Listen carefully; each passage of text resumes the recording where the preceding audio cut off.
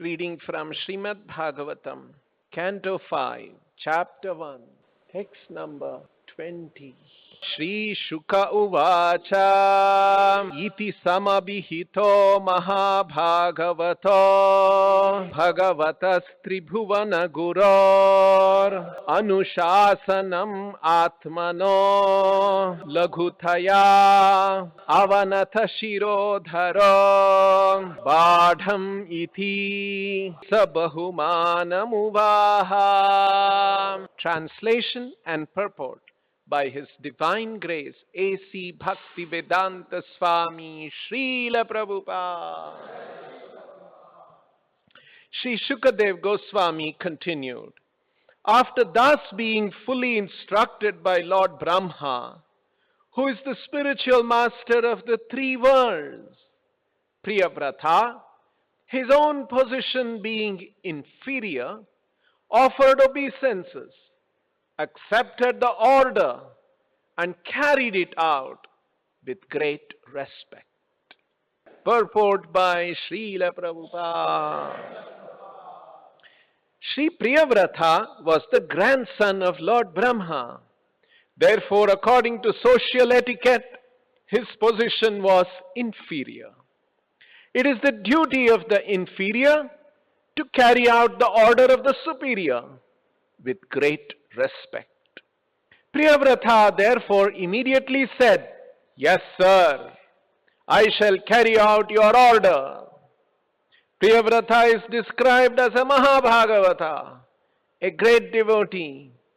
The duty of a great devotee is to carry out the order of the spiritual master or the spiritual master of the spiritual master in the parampara system. As described in Bhagavad Gita, evam parampara praptam.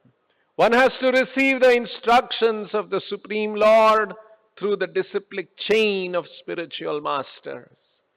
A devotee of the Lord always considers himself a servant of the servant of the servant of the Lord. So we are seeing here, Lord Brahma has instructed Priyavrata,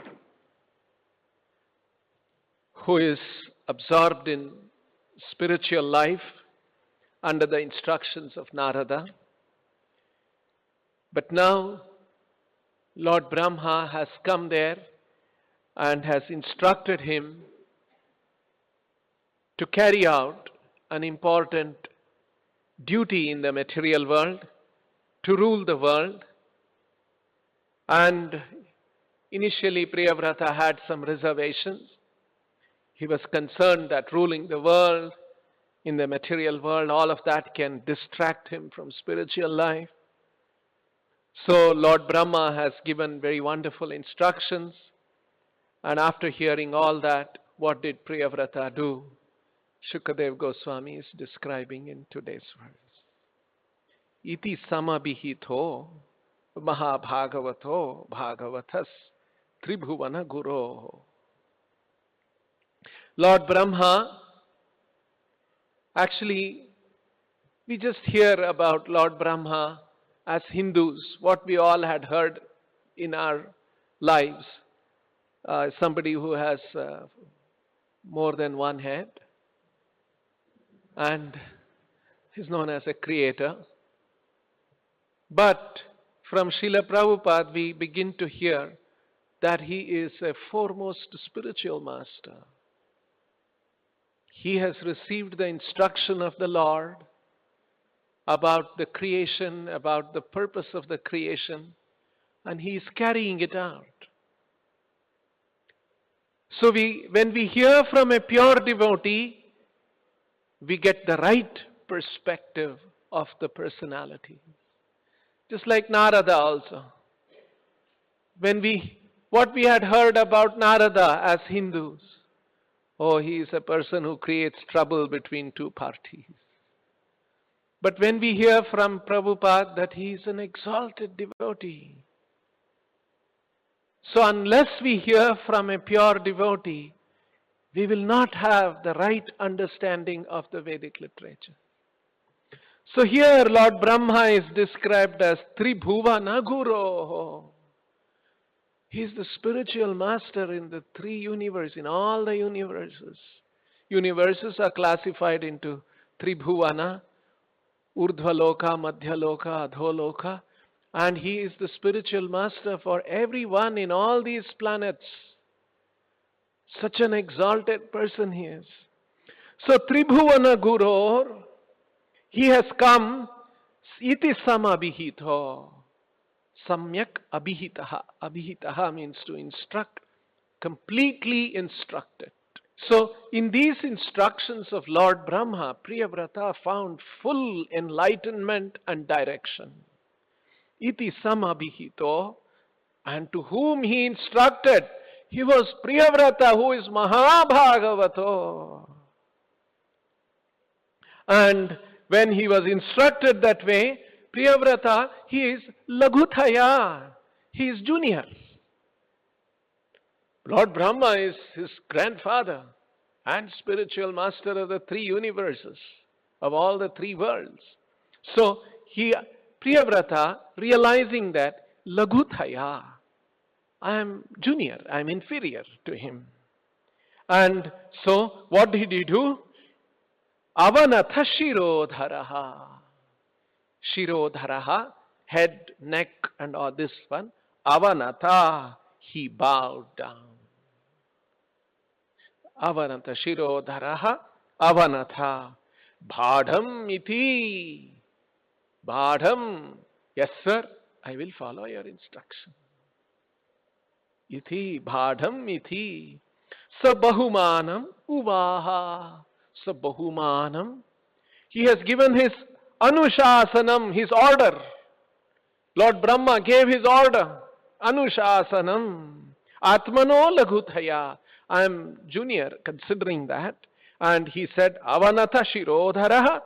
Bhadamiti Sabahumanam Uvaha. Uvaha. It's a very nice word.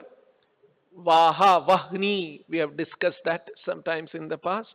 Comes from the word Vah. Means to carry.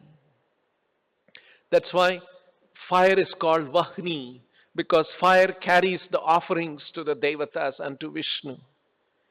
And the vehicle that carries us around is also called Vahana.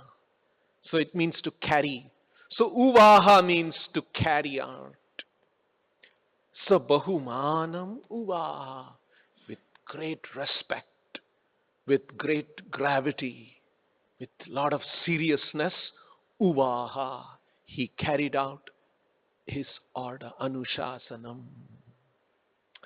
So, Sri Shukadev Goswami continued, Sri Shuka Uvacha, after thus being completely instructed, iti samabhito, by Lord Brahma, who is the spiritual master of the three worlds, Tribhuvana Guror, Priyavrata, his own position being inferior, Atmano Laghutaya,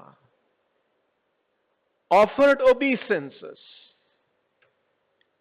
Avanatha Shirodharo, accepted the order, Bhadam iti, and carried it out with great respect, Sabahumanam Uvaha. And Srila Prabhupada has nicely described here in the purport that Priyavrata, who is not an ordinary person, he is a Mahabhagavata himself. So even a Mahabhagavata has an obligation, even a Mahabhagavata carries out the order of his spiritual master or the order of the spiritual master of the spiritual master. And in this way, the order of the Lord coming down in a parampara. So, we cannot get the order of the Lord directly because we are conditioned souls. We have to receive it in the parampara. As Priyavrata has received it from Brahma, who is the spiritual master of the spiritual master, his spiritual master, and his grandfather, all of that. So, very nicely, this verse describes three things that Priyavrata did. Shirodhara Avanatha, bowing down. Bhadam iti, accepting the order. Yes, I will follow that, sir. And Bahumanam Uvaha, and carrying it out with great respect.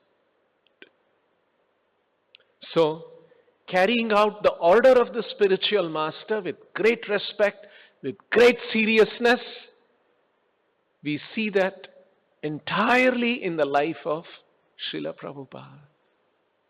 Prabhupada went to many places. There are many places in the 68, 69 you will hear. First time Prabhupada is going to Canada. First time Prabhupada is going to the West Coast in America. And anywhere in all those places Prabhupada says, we have come from a far off place in India to your country to follow the order of my spiritual master. You see?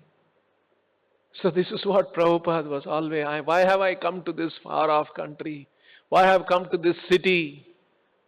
I was in Vrindavan, but to carry out the order of my spiritual master, I have come to your country, I have come to your city.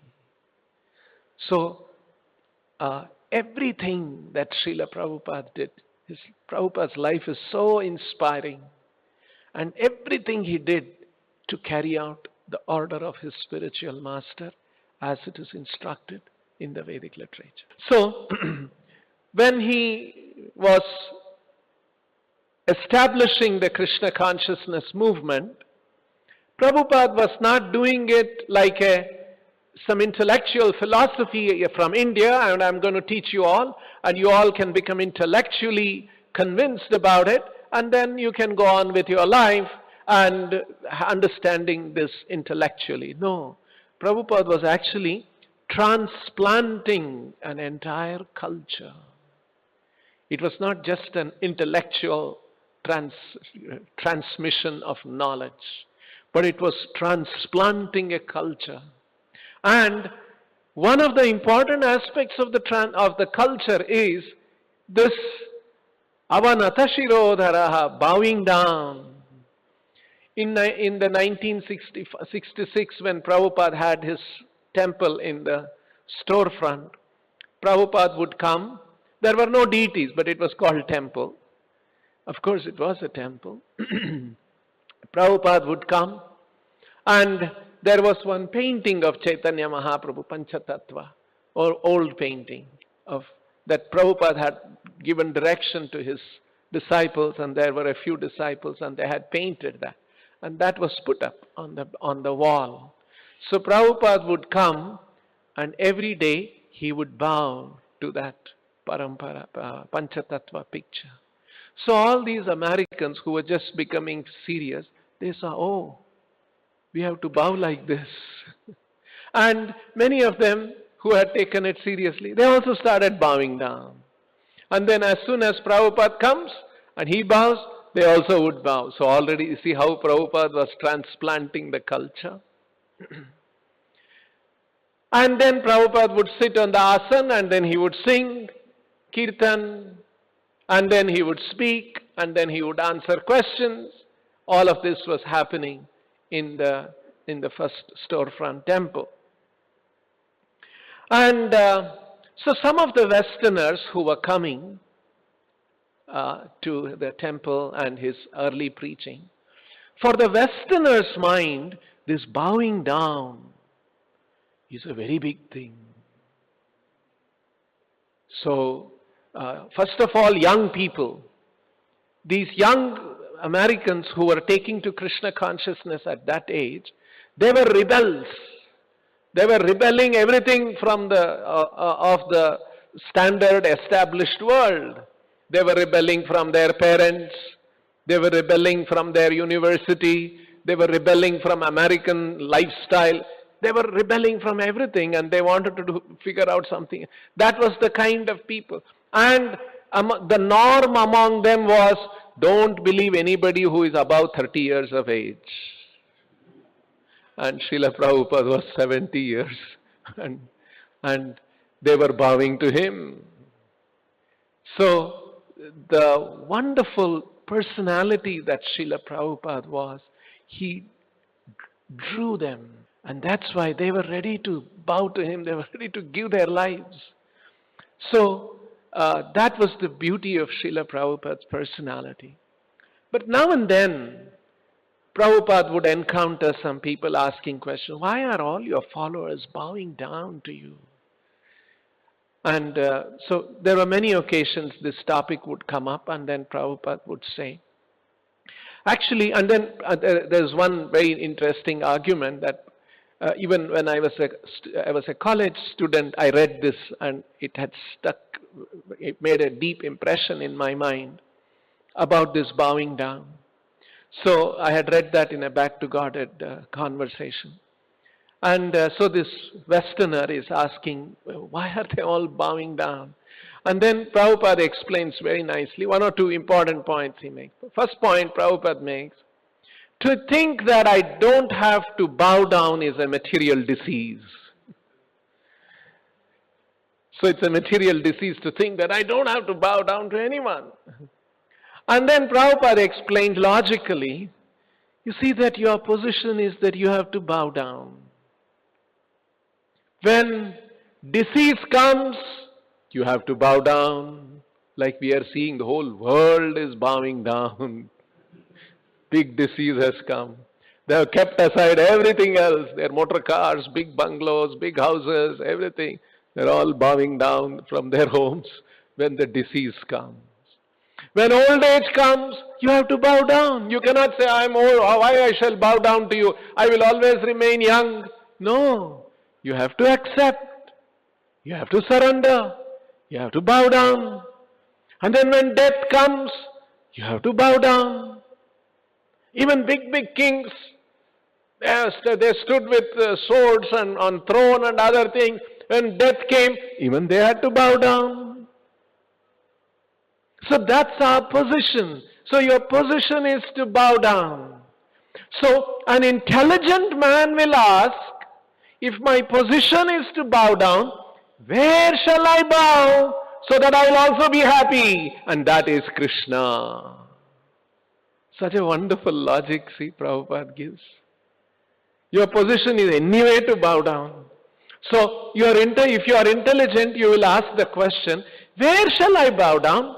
Anyway, I have to bow down, but I shall be happy. And that is Krishna or Krishna's representative. So this was a wonderful logic that Prabhupada gave about bowing down because so one is this young Americans they were rebels and they didn't want to bow down and all of that. Another reason is the Christian culture also teaches that thou shalt not bow to any man. So bow down to any man. So that's another, their religious upbringing also would teach them not to bow down to anyone. Because of course there was a historical reason when Jesus was there. There were so many bogus people and people were bowing down to them and getting carried away, misled. So they didn't want that. Jesus didn't want that. So he had instructed. These were the circumstances. There's another very interesting explanation Prabhupada gave about bowing down. We all know the famous two brothers, Brahmananda and Gargamuni. They were two brothers and they became devotees. And then they were coming to the storefront temple and they would see devotees. And Brahmananda Prabhu recollects this. And he says that we were all bowing down, but my brother Gargamuni, he didn't want to bow down. When everybody bows down, he'll simply be sitting like that. So one day he asked Prabhupada, Swamiji, I don't feel like bowing down. All others are bowing. I don't feel like. Is it okay I just sit there? So Prabhupada said, no. You should bow down, and when you bow down, you will develop the feeling to bow down. So we may not have that feeling, but we must do certain things. By doing certain things, we will develop the feeling. And so Gargamuni accepted that, and he also started bowing down. And after some time, he also developed the good feeling. So, like this, here it is described, Avanatha Shirodharaha Bhadham Ithi Sabahumanam Uvaha. Actually, our life should be just this.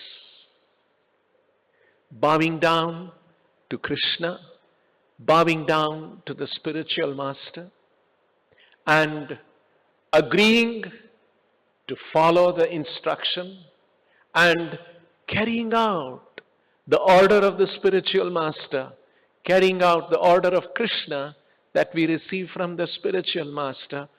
Our life should be filled with these things. Nothing else. This aspect is very nicely captured by Narottam Das Thakur, which we sing in the Guru Puja song, Guru Mukha Padma Vakya Chittete Koriya Aikya. Our life, our aspiration, our thinking should be nothing but the instructions of the spiritual master. When we do that, then all the spiritual realization that is taught in the Vedic literatures comes about.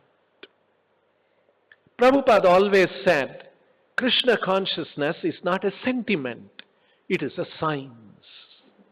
Because what did Prabhupada mean by saying it is a science? He said it is not a sentiment, it is not a belief. Some group of people feel that way and they feel good like that, and that is why they think like that, they believe like that. No, it is not like that. It's a science in the sense, like science, science says you add A plus B, you will get C and D, right? All that we have studied in high school chemistry. If you add two chemicals and then heat it, you will get this one, you will get some gas rising, and A plus B equals C plus D. Any number of times you can do it. Anyone can do it, will get the result. An Indian will get, American will get, an African will get. Anybody who does this experiment, A plus B equals C plus D. In the same way, when we follow the instructions given by Krishna in the Bhagavad Gita, it will bring about a certain change in our consciousness. That is applicable everywhere. And that is actually the core of every religion, including the Vedic religion. And so, in that sense, Prabhupada was always saying that Krishna consciousness is not some sentiment of a few Hindus in one part of the world. No.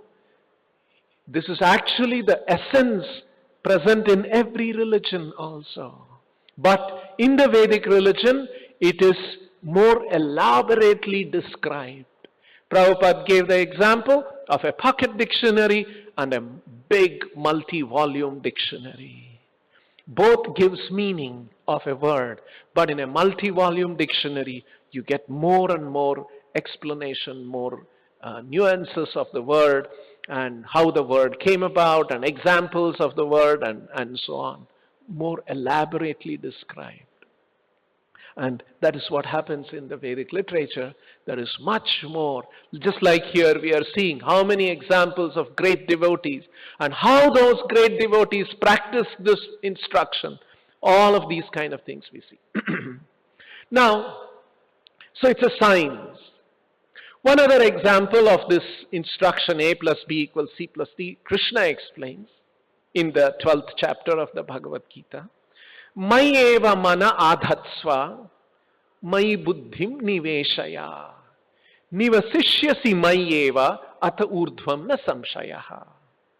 Here Krishna is saying, you do this and this, it will result in this. A plus B equals C plus D. Krishna is exactly saying that. So Krishna is saying, mai eva mana adhatsva. Adhattha, adatthe means to fix the mind on Krishna. Mayeva mana adatsva manas. Fix your mind. Mayeva mana adatsva. Mai buddhim niveshaya. And niveshaya means to apply or to engage. Buddhim niveshaya, in Krishna. So, to fix the mind on Krishna and to engage the intelligence in Krishna. If you do this, what is the result? Nivasishyasi mayeva atha urdhvam na samshayah. Na samshayah. Without fail, without a doubt.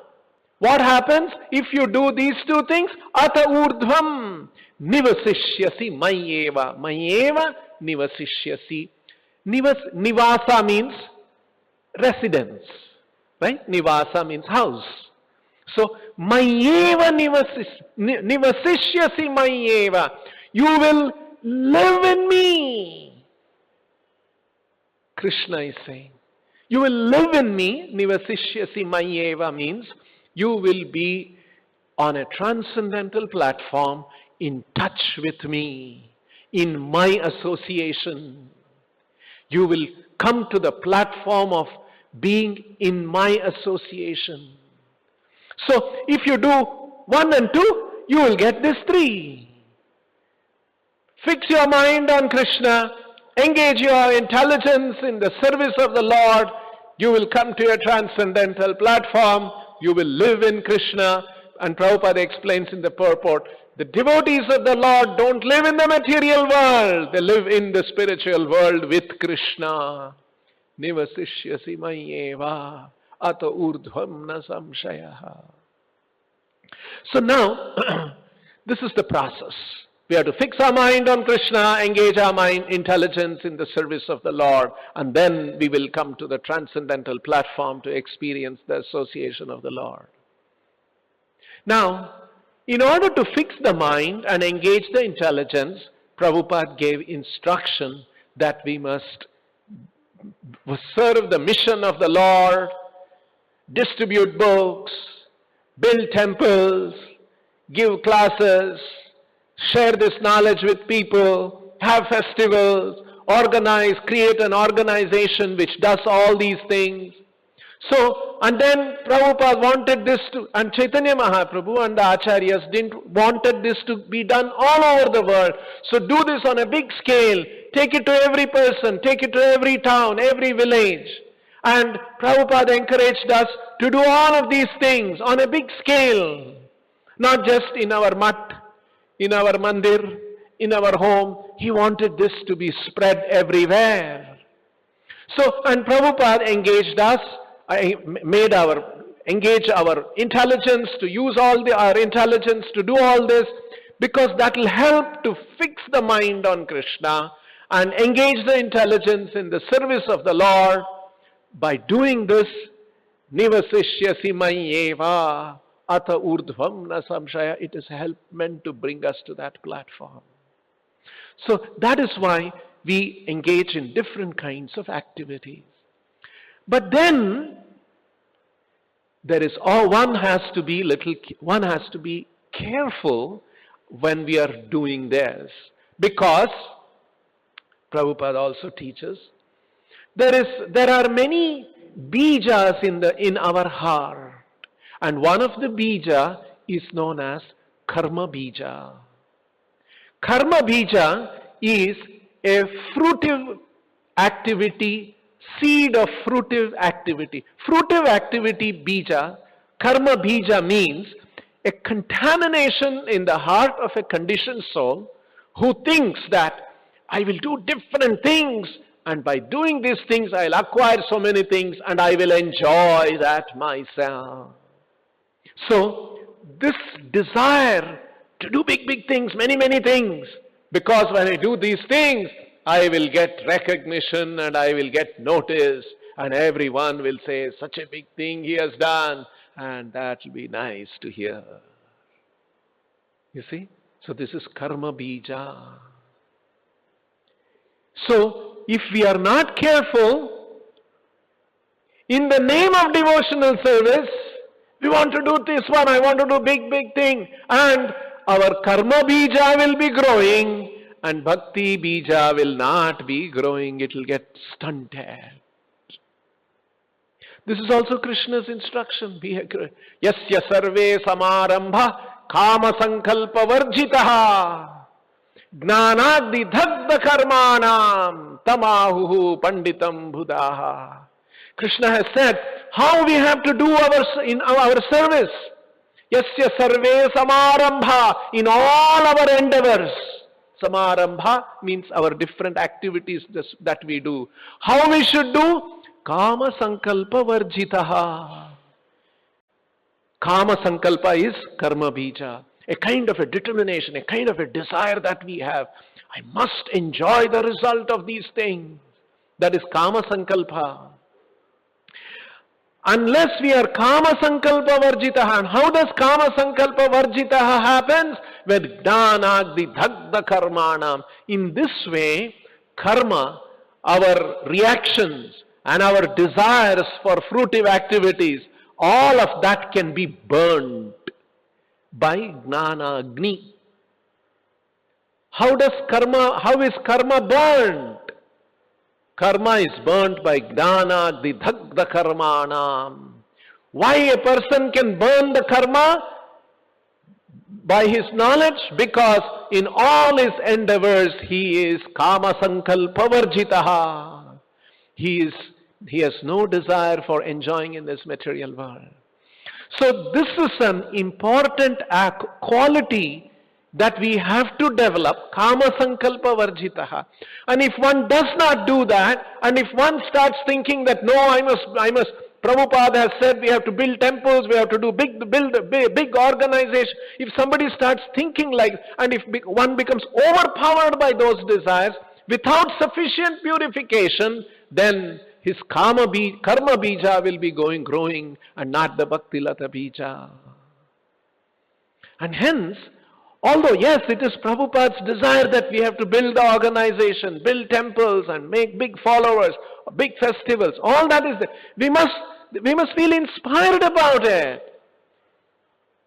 Collectively as an organization, but individually we should be thinking that, what can I do? Let the Lord unfold. If one becomes ambitious like that, and hence it is described that for many, many years, that's why Prabhupada has given a very nice organizational framework. We work in the framework of the organization where there are certain approvals to be taken. So all these things regulates our desire. If we don't get regulated, if we are not regulated, we can go off in a wrong direction. Hence, yes, Prabhupada wants big temples, big organization, big services, all those kind of things that can be inspiring. But primarily a devotee should be working to purify himself. And that will be demonstrated in his behavior. Another very wonderful principle Chaitanya Mahaprabhu gives. Dharma sthapana hetu sadhur vyavahara. This means the behavior of a devotee establishes the purpose, the principles of establishes the principles of religion, the true principles of religion. So in other words, a devotee's behavior, by our appropriate behavior, we have to be very responsible in our behavior, because our behavior is an indication of the religious principles. So, how a devotee conducts himself, how a devotee behaves, that is a demonstration of the religious principles. Dharma sthapana hetu sadhur vyavahara. How we do vyavahara in the material world, how we conduct ourselves, that is a reflection of how much we have advanced and understood the true principles of Krishna consciousness. So, That is the reason why Srila Prabhupada has given us an institution. We work in an institutional framework, and we have a culture of, before I want to do this, I want to do that, I want to do, instead of thinking like that, I shall do what I am asked to do. I shall be directed. See, that's one of the things that here Priyavrata is doing. Badham iti. Yes, sir. I will follow your instructions, sir. And who is saying this? Mahabhagavataha. Not just conditioned souls. What to speak of us? We are having karma bija and all kinds of bija in our hearts for enjoyment in the material world. Unless purification is there, unless kama sankalpa varjitaha has happened, and for all that to happen, we have to accept the process of Krishna consciousness, as Priyavrata is doing here. Carrying out the order of the spiritual master, accepting the different regulative principles of the spiritual master. And it takes a long time. We cannot think that, no, last 3 years I am following, now I have become independent, now I can think independently, I can do many things on my own. No, it takes a long time. Even Mahabhagavata is thinking like this. So that should be the culture of our organization, culture of our spiritual life. Always consulting, always seeking guidance, always taking instruction from superiors.